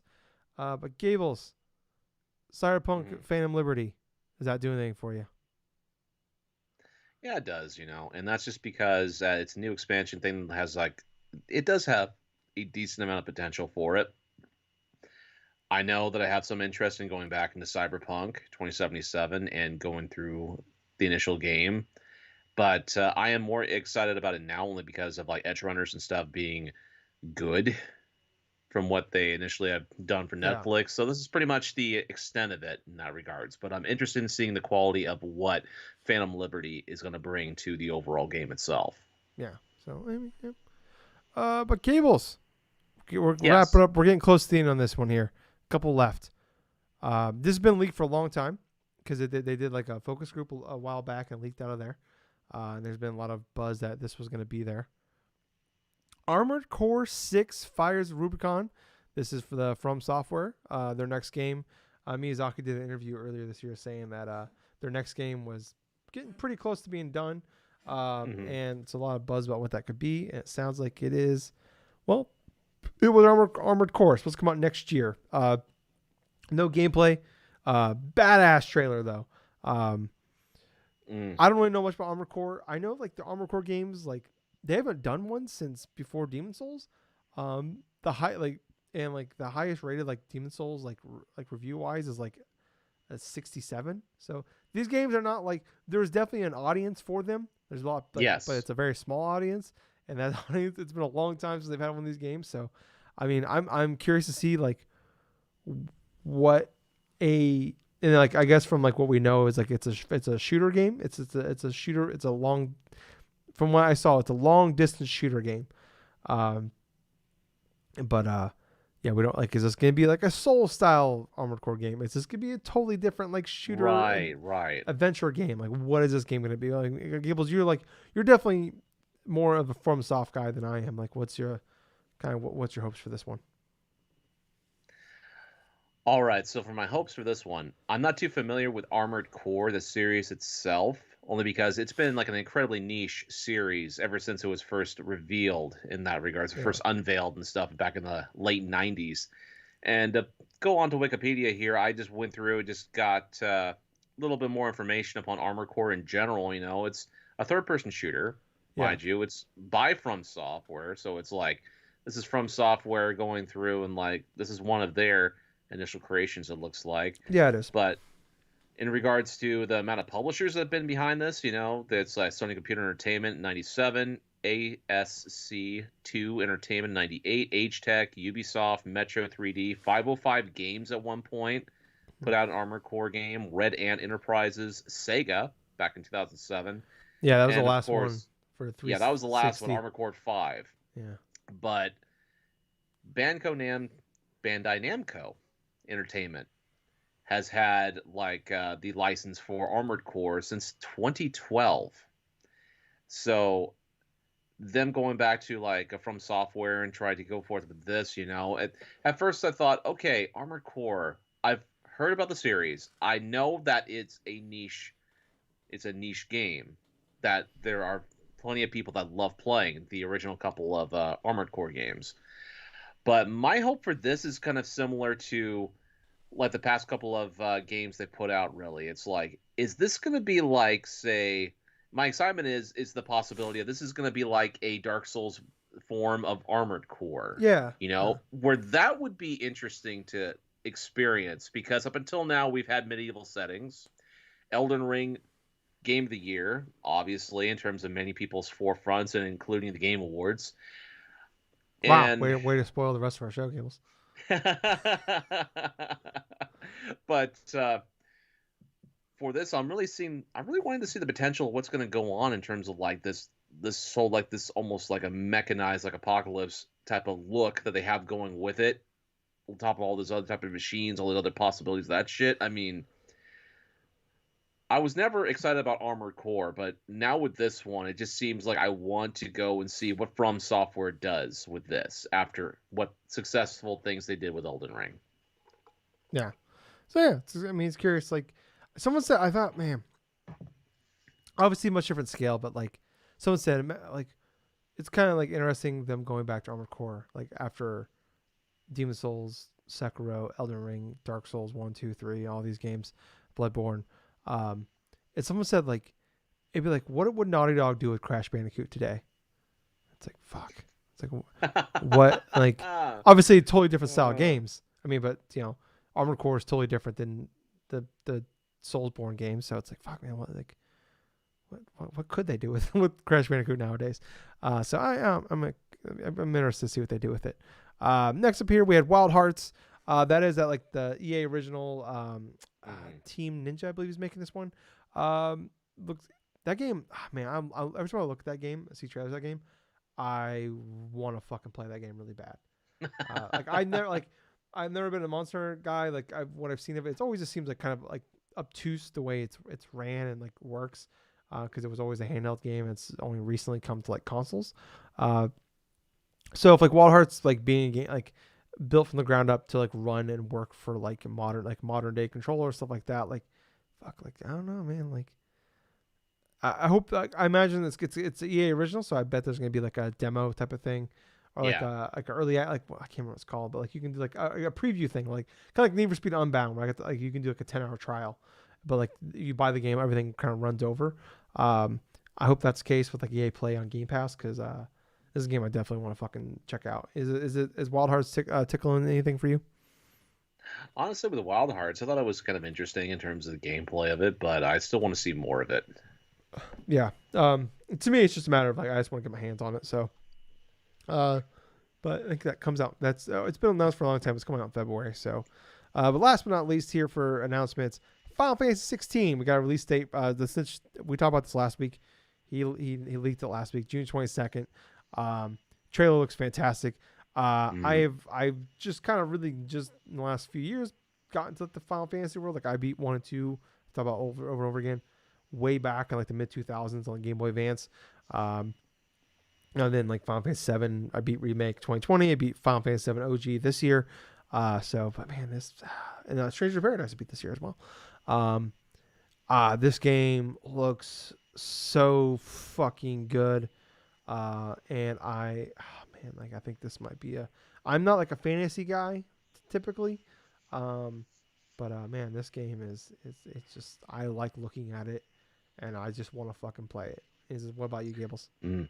I feel the same way because this is definitely a trailer that fires on all cylinders of what this game is going to be, which is fast-paced action in combination to a lot of the RPG sort of mechanics in regards to like the customization type of route and stuff it looks like. But I'm more interested in seeing and experiencing not just the gameplay itself, but like seeing how the story progresses in that regards because you have the obvious stuff that happens towards the beginning and stuff and all the thing with like all the various summons in that regards based upon like the specific summons from previous Final Fantasy games. So this is more or less kind of like in origin wise, it's like takes place before a lot of the other Final Fantasy games, and it's like kind of origin stories for a lot of those characters. It's kind of interesting in some of that regards. But man, this is definitely another one of those games where I want to play in the month of June because yeah, it's going to be such a full ass month in June that ending it with Final Fantasy 16, this could be a front runner for Game of the Year easily. Yeah, man. Whew, boy. We could do it. They just need to do a Game Awards in like July for the first half of 2023 because it looks incredible. But that's it for like the announcements. But let's move on to some of the winners here. So, I mean, it's kind of I think a lot of what we expected. I wish I meant to go back and like get all of the award like what we predicted. But best adaptation was Arcane, League of Legends. We were both. I think we both had Cyberpunk for that one. Yeah. As long as Uncharted didn't win, I don't think anybody's gonna be upset about this. Most anticipated game, Tears of the Kingdom. Yep. No real surprise there. I feel like it was between Starfield and that. So, I'm gonna scroll through some of these esports stuff here. Content Creator of the Year, Ludwig. We were rooting for. We didn't think Nibel would win, but we were hoping for it. So. Yeah. I was hoping Nibel would win, then we'd finally get to see it like after they retired. So I was hoping we finally get to find out who Nibel was after all these years. But I hope Nibel, if you're just something watching this, hope you're doing okay, buddy. We miss you. But best multiplayer game. I do remember Gables. You said Call of Duty, and I did. I went back and I looked at this, Gables, in the non-Spike TV era, so 2014 and beyond. You know how many Game Awards Call of Duty has won? It's 2014. No. 0. Never Wow. won. Yeah, so I thought it was kind of fascinating because you said that. It surprised me when that was your prediction, and I was like, I went back and looked. Yeah, I think they won a few in like the Spike TV era, but like Madden 03 won in 2000. No, Madden 04 won in 2003. So I mean, for Game of the Year. I mean, so how good? Right. So the reason why I made that pick though is because of like the mass appeal that Call of Duty does have in that regards. And yes, you are correct in stating that it hasn't won any like type of like best multiplayer awards since like 2014. Yeah. I believe. I was just shocked because like I was like, man, like how many awards have they won? Like what have they been nominated for other than like best multiplayer game? I was just kind of shocked to see that. But I was also kind of surprised to see Splatoon 3 win it. Like it was definitely like I thought like I was looking at like I was like, okay, like I was hoping for Shredder's Revenge, but like I really thought Overwatch was gonna win. So I do remember picking Overwatch too. Best sim and strategy game. Mario plus Rabbids Sparks of Hope. I don't think any surprise there. No. None of those other games, like I mean they might be good games, but like Total Warhammer 3, I think actually has a higher review scores than Mario plus Rabbids, but like I mean Mario, it's Mario. I mean come on. It's not going to win that. Even just a popularity contest. Well, I think something that did surprise us all, though, is Best Sports Racing Game. Gran Turismo 7 won it. I just thought, like, I think we all thought with all the other world being there that, like, all the world, like, would probably take the win just because it's the different one because the rest are, like, annual sports games and Gran Turismo 7. But that isn't any type of marred with controversy. Yeah, like what Gran Turismo 7 is. Yeah, but I guess like I mean, from what we understand, like Gran Turismo 7 is a fantastic game. It's just right. Got a lot of issues with like microtransactions, shit like that. But like, I mean, I guess if it's not all our world, like Gran Turismo 7 is probably the second best pick here. But yeah, next up here, my favorite, best family game, the Nintendo Award. I was shocked. So it's Splatoon 3, Nintendo Switch Sports, Mario plus Rabbids, Lego Star Wars Skywalker Saga, and Kirby. I was rooting for Kirby, and fucking Kirby won. I was so happy. uh, Yeah. what was it? Doug Bowser came on. It's like Kirby finally gets his award, and all he had to do was swallow a bus to get it or something like that. I can't remember what he said in his speech, but I thought that was really cool. So Big head mode or something like that, or yeah, like big head big modes. Yeah, mouth I can't mode. remember. Yeah, but yeah, Kirby finally getting his flowers because that game is fucking fantastic. One of the And best during games. the year of its 30th anniversary, not only does it get like the best family game award, but it gets like a Grammy award too because of Yeah, Meta Knight stage. yeah. I mean, good for them, man. Fucking what a year for Kirby. Oh my You know gosh. what? Get rid of Mario. Let's just focus on Kirby. Hmm. Because man, just build upon Forgotten Land. Because I'm all aboard. Best fighting game. What the fuck are we doing here, man? This is a weak ass category, dude. How did Sifu not win? Like, come on. Think of the memes, people. Think of the memes. Oh no, I but was, it's not too surprising with me that they went with multiverses for this, yeah, only because of how popular it yeah, has been, and also how much expansive it's getting now in terms of overall appeal for people. yeah. So yeah, they're gonna go with the obvious choice here with a for them, which is gonna be like multiverses, but yeah, Well, it's just a yeah, bad year for fighting games. it Uh, is. especially like named fighting games are like because like yeah, like I'm sure like King of Fighters, JoJo, and DNF Duel were better games, but it's like at this point like multiverses like you had like 30 million people play this game, so it's like at a certain point it's like when people vote on this, it's like everybody played multiverses, so it's like if, Yeah, when they vote on this category, it's like well, it's like the only one I played on this most likely was multiverses, so that's probably how they win. Some of these we could speed through here. Best RPG, okay, Elden Ring. I believe Elden Ring yep, won 4. God of War won 6. yep. Best action adventure game, God of War Ragnarok won. Best Hmm. action game, Bayonetta 3 won. You know what? I'm not even mad. I'm not really. I'm not really like. This is actually a really good. Some of these categories are just really good. Like we had Bayonetta 3, Call of Duty, Neon White, Sifu, and Shredder's Revenge here. I was hoping for Shredder's Revenge. I just wanted to win something. Well, yeah. Bayonetta 3 is a very, very, very good game, but man, Shredder's Revenge is just so fucking good. And yeah, but Bayonetta 3 won. That's good for them.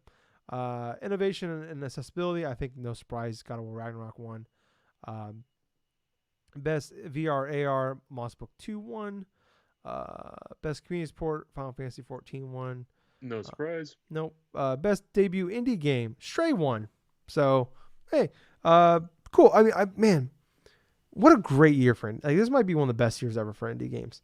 Like there's 5 really great games there, and it's like man, there's like you could probably name off Yes. another dozen really great indie games that came out this year. So Well, no shit. It's like there were so many great indie games that released this year from Cult of the Lamb, from Neon White, Sifu, Strain, Tunics, Ollie World, and stuff like that. Like yeah, friggin' yeah, man, it definitely has been a great year in terms of indie games and also in terms of games that are kind of like indie games, but not really, with Teenage Mutant Ninja Turtles, Shredder's Revenge. I mean, freaking crazy yeah, stuff.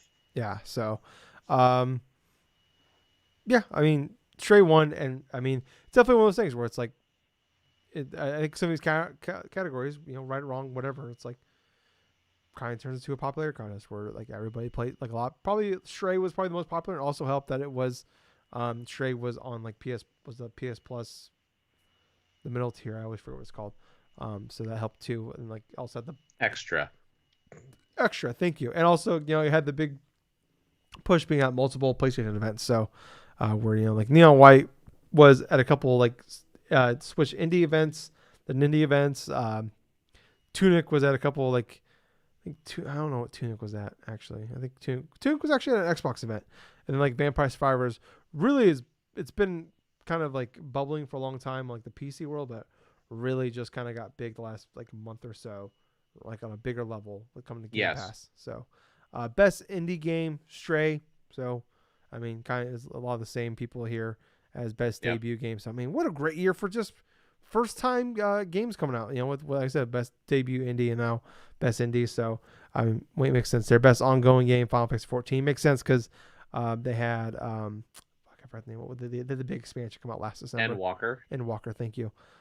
Games for Impact, As Dust Falls. I still don't really fully understand what that category means. Best performance, Christopher Judge won. Okay. I think this is definitely. This is one I picked. He lost in 2018 to Right. the guy that played Marston, I believe, in Red Dead Redemption 2. Was it Uh, Troy Baker? no, I can't remember the guy's name. Troy Baker Oh. wasn't in that game. The one game he wasn't in. But yeah, I think it's awesome to see Christopher Judge kind of win this one. I'm glad he got one. Had a really long speech. It was a very, very good speech. I loved the story he told about when he quit, when he found out Cory Barlog was coming back as a director. And then Cory Barlog talked him into coming back, and he's like, I'm coming back, but Eric Williams, who directed Ragnarok, he better be a beast. And he's just like, looked, and he's just like, Eric Williams is a motherfucking beast. And I was like, fucking, let's go, man. I jumped about my seat. I'm like, we're just starting. This is the first award. Like, let's fucking go. It was an 8-minute It's speech. hilarious. It was an 8-minute speech. You could literally see Jeff Keighley and stuff, like his face, like, oh god, we gotta rush now. We gotta rush. I guess. So I was listening to Kyle Bossman, who's like, he's from Easy Allies, stuff like that. He's been like a consultant for a lot of Jeff Keighley stuff for a long time. He talked about. He actually mentioned, like, someone asked, like, was he freaking out? Well, Jeff Keighley, was he freaking out during this? Because it's like the first, like, literally like 20 minutes in the show, and I guess he said that actually Jeff was actually pretty okay with this for a long time, because a lot of the presenters were late, so they were trying to stall for time. So they're actually that's a big reason why it went so long. And they let it go for so long, was because like a lot of people were running late. So like they're like, okay, take as much time as you want. So, but yeah, I thought it was a great speech. But definitely, yeah, it was probably I think it was longer than every speech combined though for the rest of the show. Yes, it was. But best audio design, God of War Ragnarok. Yeah. So best score in music, God of War Ragnarok. Definitely. I mean, that's my pick. I like blood on the sand. Blood on the sand. Blood on the snow. Blood on the snow. Oh boy, they actually played it at the event. Oh my god, chills, just goosebumps. Every time I hear that song, it's so they play it in the end credits too. Oh my god, beautiful song. But I mean, that Elden Ring song slaps too. I've listened to the Elden Ring song, the main theme. Pretty fucking good. I mean, anything you want to say on that one, Gibbs? Well, nothing too much about it. I mean, like, yeah, I mean, hell, the music stuff, why they forgot about Ragnarok, is pretty damn good. I will say that. And also audio design, stuff like that. But yeah, pretty good. Best art direction, Elden Ring won here. Okay. Yeah, I mean, you can't really argue with the Elden Ring, like the art direction, that stuff. So, best narrative, God of War Ragnarok, makes sense. Probably, to me personally, I mean, obviously bias here. One of the greatest stories ever told in video games, and definitely the best of the bunch here of the. I mean, I haven't played Immortality, and I think there was like a good amount of buzz for trying to get that to win, but love seeing Ragnarok win. Best game direction, a rare one here, a rare time. I don't know if this is. I think 2018. The only other time this has happened is 2018, I believe, where God of War won direction and game of the year. Usually, like you see it where like the second game, like game of the year goes to one, direction goes to like the second game of the year. This is a rare time where we see Elden Ring won game direction and game of the year. I mean, I've been saying this. I mean, like, I'm definitely I was rooting for Ragnarok, obviously, but like I've been saying since like March, I'm like I had accepted that Elden Ring would win, and I can argue it's definitely one of those things where it's like kind of looking at this, it's kind of like in 2017 where like Mario Odyssey lost to Breath of the Wild, or 2018 when Red Dead Redemption 2 lost to God of War. It's like there's no shame in losing to one of the yeah, you're like one of the best games ever, or one, but like you lost to you're one of the best games of the year, but like you lost to one of the greatest games of all time. And it's just this year I think we had two of the best games of all time, and just one's better, and for a lot of people. And I mean, I think this is gonna be like the runaway probably if you like do like at the end of the year if you like do a total count who won the most game of the years from different sites, different websites, and YouTube places. Elden Ring is probably gonna be one. God of War is probably gonna be two. So hey, makes a lot of sense. I mean, Gills, what was your thoughts on kind of all the rewards and Elden Ring won game of the year? Honestly, I wasn't. Actually, I was kind of surprised of it winning game direction and also game of the year because of what you have said. I actually thought that Ragnarok was going to be winning game of the year after they announced Elden Ring won best game direction, Yeah, and I was kind of pissed that that thing was going to do that. But at the same point, I was highly excited to see Elden Ring win game of the year, and it's because that game is definitely on another level as opposed to like past iteration, like just past previous accomplishments that From Software has done, and with Miyazaki and stuff like that, all the shit. But yeah, I'm incredibly happy to see it win game of the year. I'm also glad to see that there's all sorts of various stuff that God of War Ragnarok won as well, considering that's a great game as well. But the biggest talking point from the game of the year was what happened after it, and that was yeah, the whole initial like troll going on the stage, that 15-year-old going on stage and stuff like that. Just said some ramblings about nominating Bill Clinton.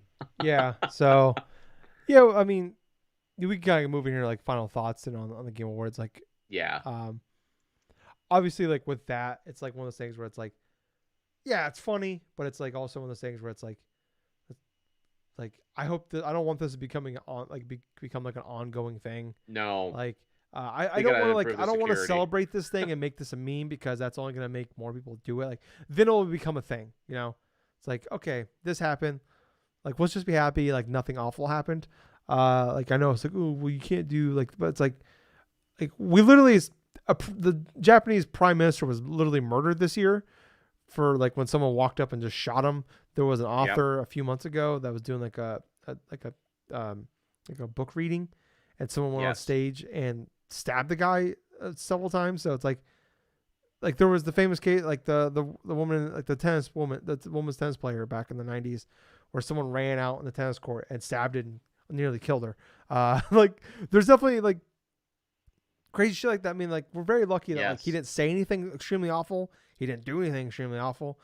Yeah. But No it's shit. like it's one of those things where it's like I hate like I seen a lot of people like joking about it initially afterwards and like that's fine. But like I think a lot it's all people the next day. It's like Yeah, yeah, all joking about right, that's one thing and stuff like that, but acknowledging that the Game Awards, especially Jeff Keighley, need to tighten up on the security and know yeah, exactly who's going to be going through up to that percentage stuff. Because he happened to go on there as a response, like as a part of the crew from Miyazaki and stuff from software going up on the stage too. And even though he was courteous enough to let them go forth and finish the speech and all of this stuff, literally everybody was kind of confused why the fuck this kid was yeah. going through and talking And after. they turned the mic back on for him because they didn't realize he Yes, they wasn't. did. Yeah, so it's like, yeah, it's definitely yeah, it's like one of those things where it's like you gotta acknowledge it, but it's like, man, I like this is not a thing I want to like not like we got you talk about it, but it's like one of those things was like this is not a thing we should be like celebrating or like this is oh yeah fuck yeah this is awesome like no this is not awesome because like yeah like we're lucky this time but like next time it's like we might not be so it's like I mean like No.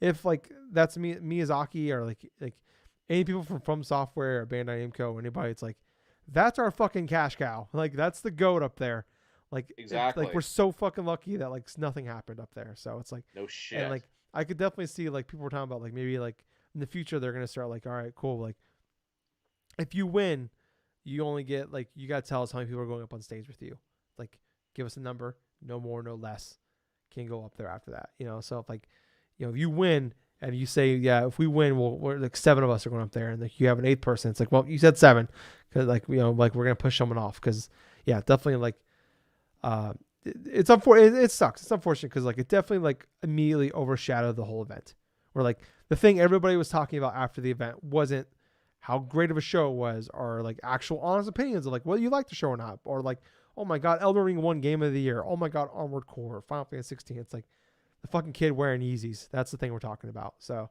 um yeah but I don't know people's like I mean overall opinion though like what was your thoughts on the Game Awards. Honestly, I thought it was better than last year in terms of the Yes. pacing and also in terms of the games that were presented full front and center. I did like the announcements, quite a few of the announcements. Hades 2 being one thing, the Ken Levine game reveal trailer, the whole Castlevania stuff inside of Dead Cells, that was awesome. I mean, even going to lead up the pre-show, leading up to the main show, that Yeah. was fine. That was fine. I did not oppose to that. Didn't care for the girl that was presenting because she looked like she was wearing a goddamn shag carpet. That distracted me the entire time I was actually watching the pre-show. I'm like, how the fuck did she go through and get it off of some sort of hotel floor? But anyway, in regards to other stuff, I mean, I really loved a lot of the game announcements too. I loved the aspects for Street Fighter 6, Tekken 8 in that regards and stuff, and that Armor Core stuff that was literally out of left field for me because I always known as a niche series, and just seeing all front and center has me excited to see what From Software's going to do with this property now. But in overall honesty and stuff like that, there was a lot of filler. There was a lot of stuff. Plus that dude at the end and stuff like that just kind of like dragged things down a little bit of it. But even so, I still thought this was like a solid 8 out of 10 for me. Yeah. You know, even after all the other types of stuff, because I did enjoy it. I did skip through a whole bunch of different things to it too, because when I got a chance to go forth and watch it and stuff, I actually did not start from the initial live point. I actually rewound the YouTube video so that way I could see the pre-show and everything else and ignore everything that was going on my phone notification-wise so I could watch it. Yeah. That definitely does help. Like, a few times, like, let my dog out, stuff like that, get behind, like, oh, cool, commercial break. Like, I do like the fact, like, there was actual, like, commercial breaks, stuff like that. And they were pretty obvious when they happened. Like, he kind of, like, made a reference to, like, commercial break, guys. Cool. All right, cool. I can walk away. Or but yet everything else I felt like was fine with that show. You know, things didn't really go on too long as it should have been. I mean, Chris Judge. I mean, hell, he went on for 8 minutes and stuff with his speech, but it was understandably so, and that was mostly enjoyable. God damn, did he look good though? Man, in that golden black. Oh my God. God. No shit, dude. Holy I mean, that's the type of shit. stuff you want to go in there. He looked like a fucking king in that uniform. Yeah, like, you know what? He deserves 8 minutes just for the fucking outfit alone. My God, that man can do whatever he wants. Holy fuck, Christopher Judge. Obviously, extreme bias for me, but my God. If you're single, call me. Holy shit. I'm with you. Like, I really, I mean, this might be the best Game Awards yet. Like, and Jeff Keighley did like an interview earlier this week. I can't remember on what, but I read like a lot of the cliff notes from it, and like a big thing he talked about was like, we're only as good as the things that we like, the announcements that we have, which is true. Cause like that was like kind of the big complaint last year was he didn't have a lot, but the problem was like, he didn't have a ton, but the show was pretty long and like he was pretty front loaded. So we started off with a bang. Like I was like, we had a bunch of cool shit in the beginning and then it was just like a lot. There was not a lot the rest, like a lot of smaller stuff the rest of the way. And like, even I talked about, like, I literally was talking last week with like Summer Game Fest where it was like 2 hours long and there was just like a lot of like smaller titles, a lot of like, and not even like a dig at smaller titles, but a lot of like CGI trailers of like, I don't know what the fuck this game even is.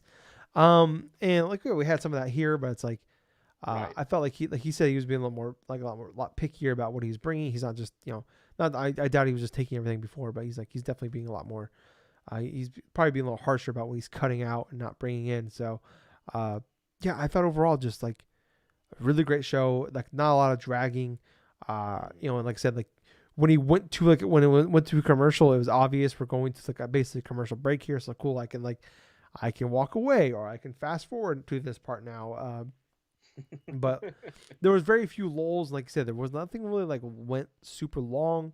I thought everything was pretty. It was very tight. He did say he wanted to make it 2.5 hours. It's just under, if not including the pre-show, it was supposed to be 2.5 hours.